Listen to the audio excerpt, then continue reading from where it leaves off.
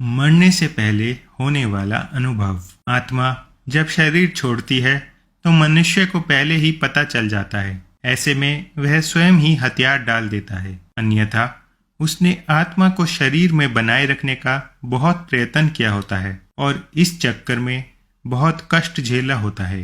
अब उसके सामने उसके सारे जीवन की यात्रा चलचित्र की तरह चल रही होती है। उधर आत्मा शरीर से निकलने की तैयारी कर रही होती है। इसलिए शरीर के पंच प्राण एक धनंजय प्राण को छोड़कर शरीर से बाहर निकलना आरंभ कर देते हैं। यह प्राण आत्मा से पहले बाहर निकलकर आत्मा के लिए सूक्ष्म शरीर का निर्माण करते हैं, जो कि शरीर छोड़ने के बाद आत्मा का वाहन होता है। धनंजय प्राण पर सवार होकर आत्मा शरीर से निकलकर इसी सूक्ष्म शरीर में प्रवेश कर जाती है। बहरहाल अभी आत्मा शरीर में ही होती है और दूसरे प्राण धीरे धीरे शरीर से बाहर निकल रहे होते हैं कि व्यक्ति को पता चल जाता है। उसे बेचैनी होने लगती है, घबराहट होने लगती है, सारा शरीर फटने लगता है, खून की गति धीमी होने लगती है, सांस उखड़ने लगती है, बाहर के द्वार बंद होने लगते हैं, अर्थात अब चेतना लुप्त होने लगती है और मूर्छा आने लगती है। चेतनीय ही आत्मा के होने का संकेत है और जब आत्मा ही शरीर छोड़ने को तैयार है तो चेतना को तो जाना ही है और वो मूर्छित होने लगता है। बुद्धि समाप्त हो जाती है और किसी अनजाने लोक में प्रवेश की अनुभूति होने लगती है। यह चौथा आयाम होता है। फिर मूर्छा आ जाती है। यह चौथा आयाम होता है और फिर मूर्छा आ जाती है और आत्मा किसी भी खाली हुई इंद्रियों से बाहर निकल जाती है। इसी समय चेहरा विकृत हो जाता है।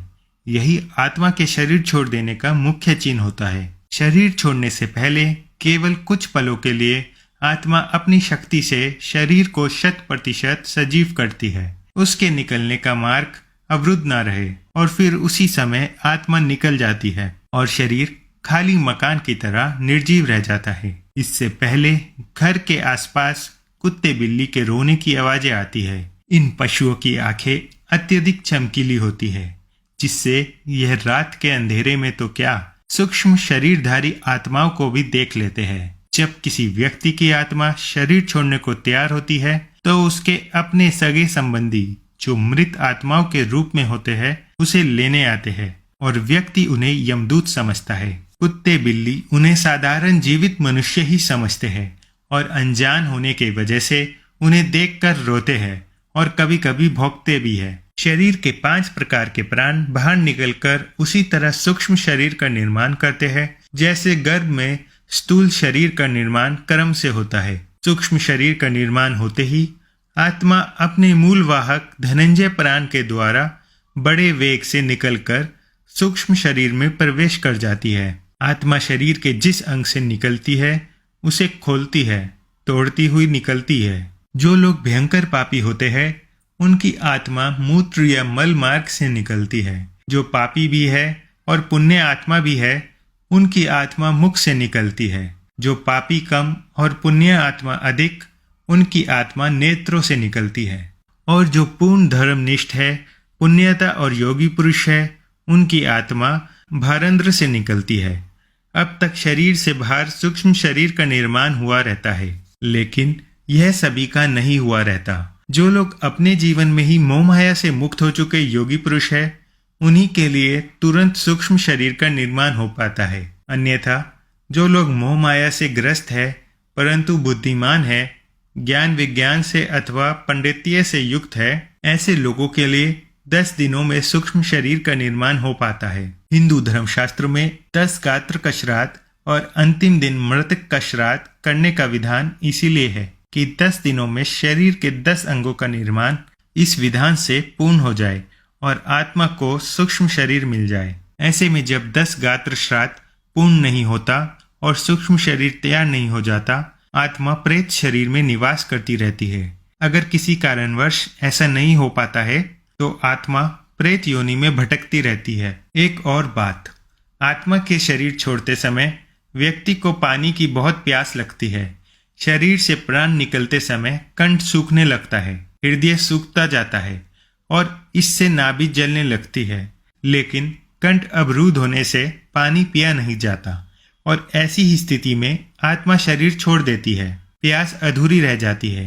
इसलिए अंतिम समय में मुख में गंगा जल डालने का विधान है। इसके बाद आत्मा का अगला पड़ाव होता है शमशान का पीपल। यहाँ आत्मा के लिए यमघंट बांधा होता है जिसमें पानी होता है। यहाँ प्यासी आत्मा यमघंट से पानी पीती है जो उसके लिए अमृत तुल्य होता है। इस पानी से तृप्ति का अनुभव करती है।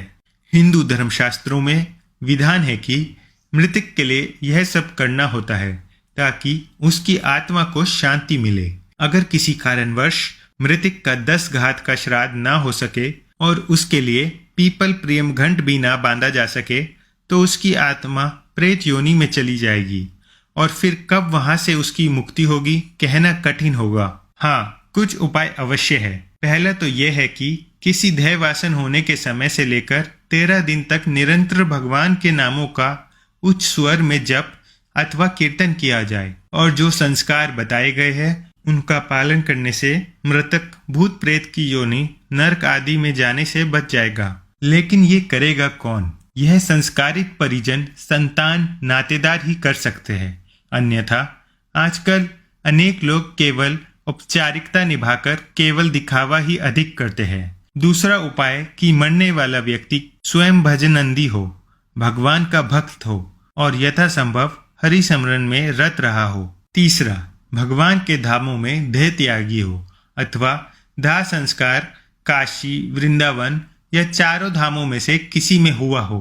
स्वयं विचार करना चाहिए कि हम दूसरों के भरोसे रहे या अपना हित स्वयं साधे। जीवन बहुत अनमोल है, इसको व्यर्थ मत गवाए। एक एक पल को स्वार्थक करे, हरि नाम का नित्य आश्रय ले, मन के दायरे से बाहर निकलकर सचेत होकर जीवन को जिए, ना कि मन के अधीन होकर।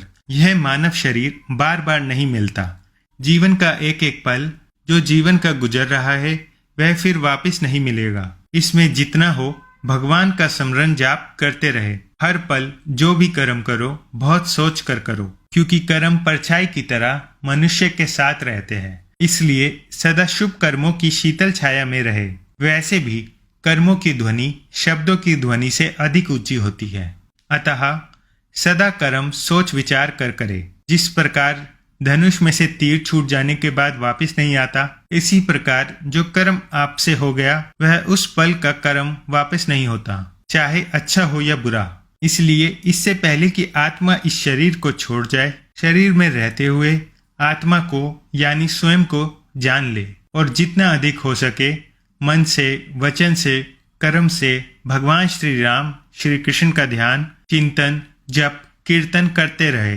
निरंतर स्मरण से हम यश पाश से तो बचेंगे ही बचेंगे, साथ ही हमें भगवत धाम भी प्राप्त हो सकेगा, जो कि जीवन का वास्तविक लक्ष्य है। इसलिए अच्छे कर्म करें, भगवान के नाम का जप करें। जाने से पहले कमेंट में हरे कृष्णा, राधे राधे लिखना ना भूलिए। धन्यवाद।